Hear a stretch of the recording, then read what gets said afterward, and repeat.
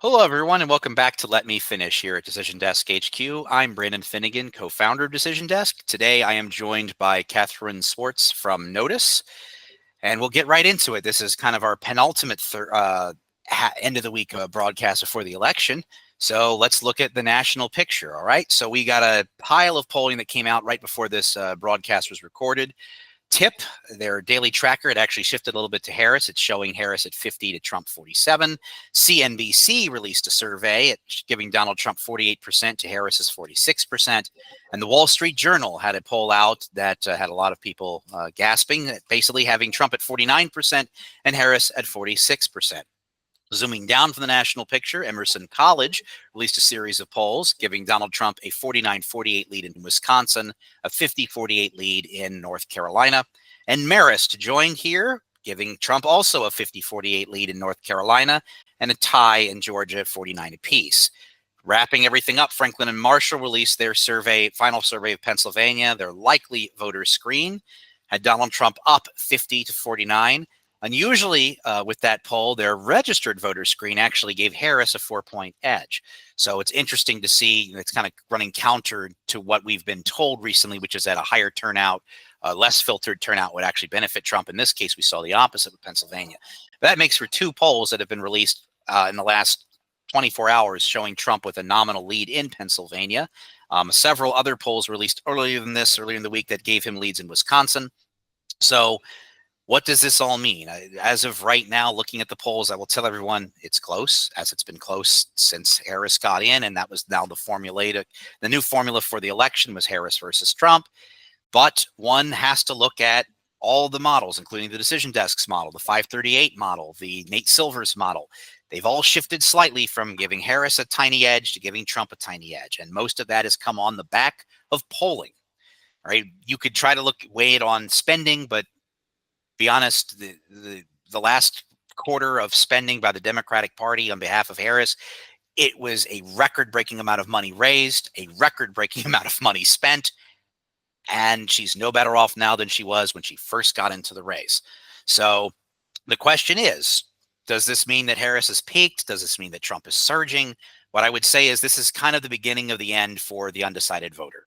So maybe some of those undecided voters that we had earlier in the cycle when Biden stepped out, they were Democratic leaning, and Harris gobbled all those up. That's why Harris's vote share improved on what Biden was getting. Biden was getting in the low 40s. Harris has been more consistently in the upper 40s.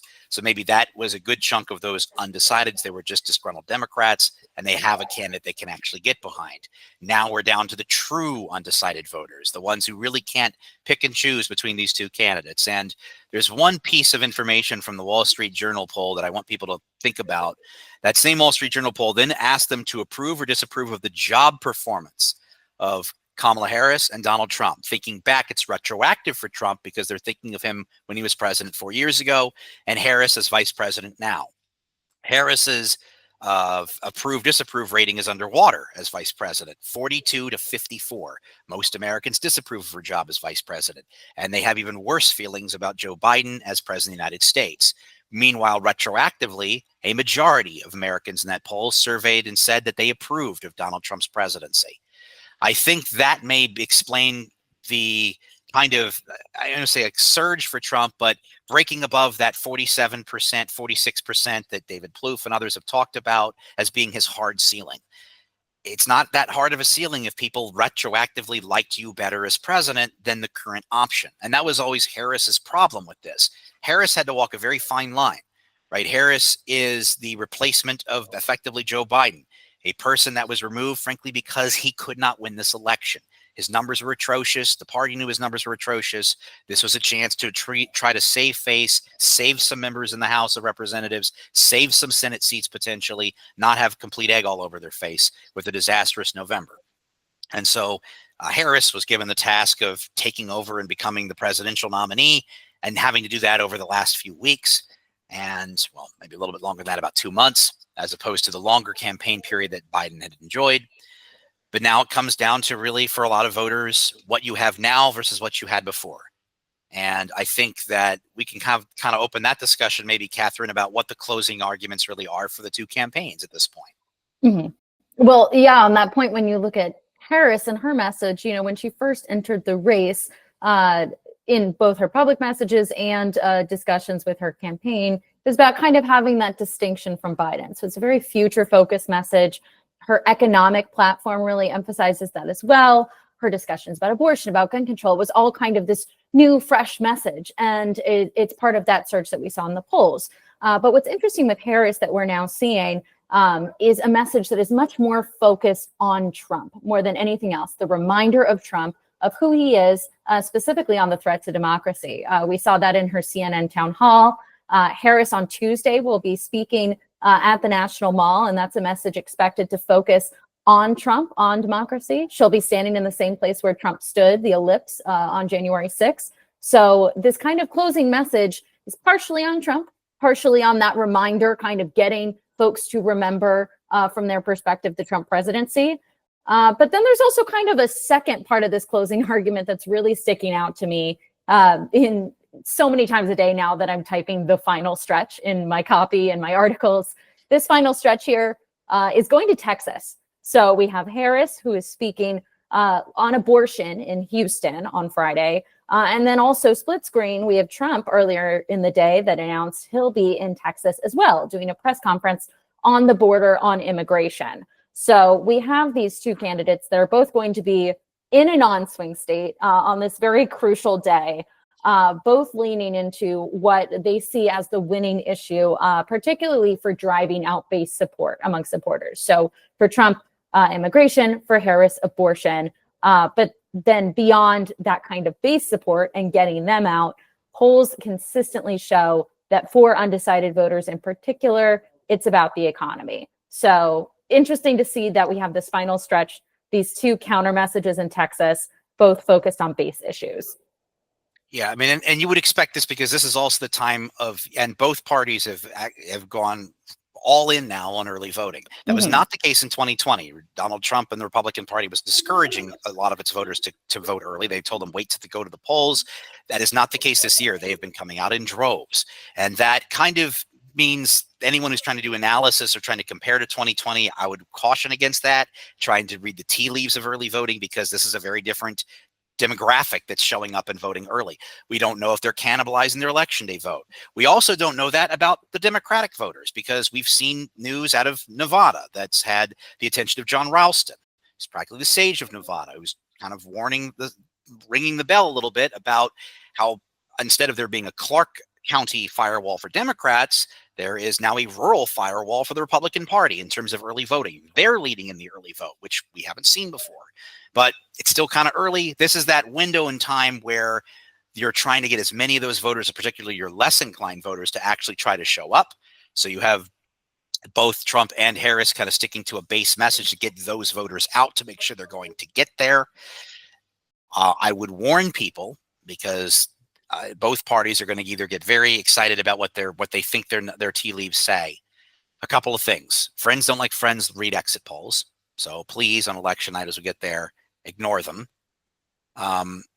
Early voting, please do not get too wrapped in the concept of banking or votes that were banked, because again, unless you're able to determine with absolute certainty what type of voter, how frequent those voters were turning out, you really are just guessing. Well, don't worry. All the people I know are not voting for that guy or not voting for her. So clearly you don't know. It's not scientific.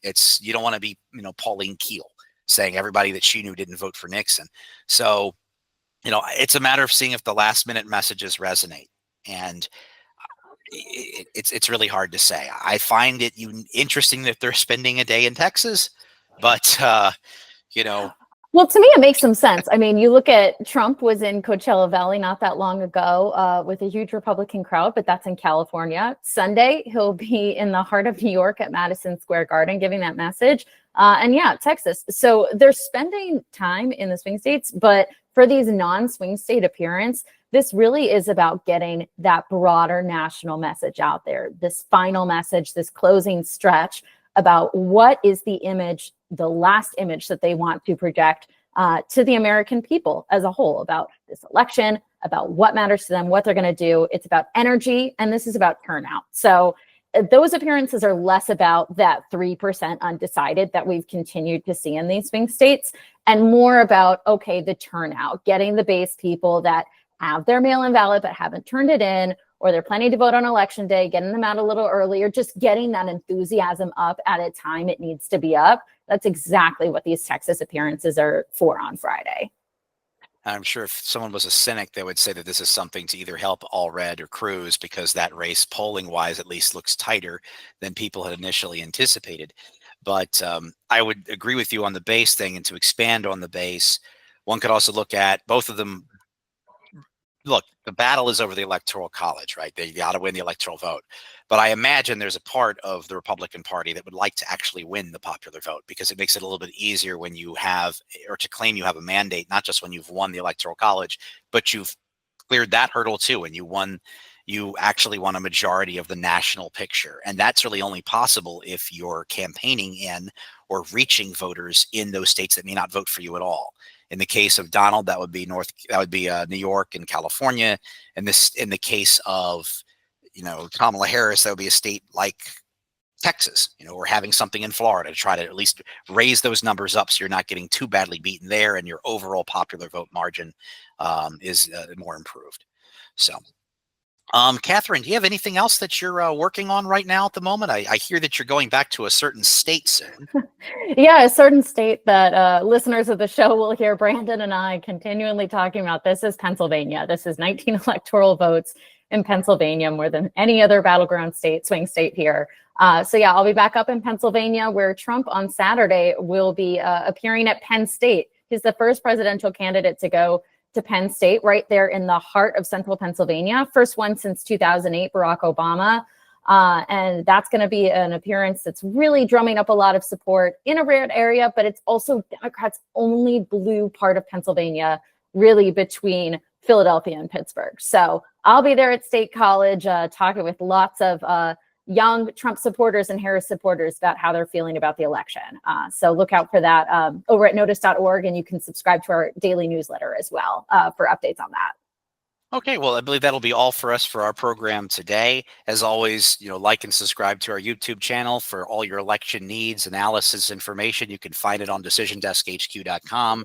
We will be providing live election returns on the night of November the 5th, which everyone's going to be waiting for.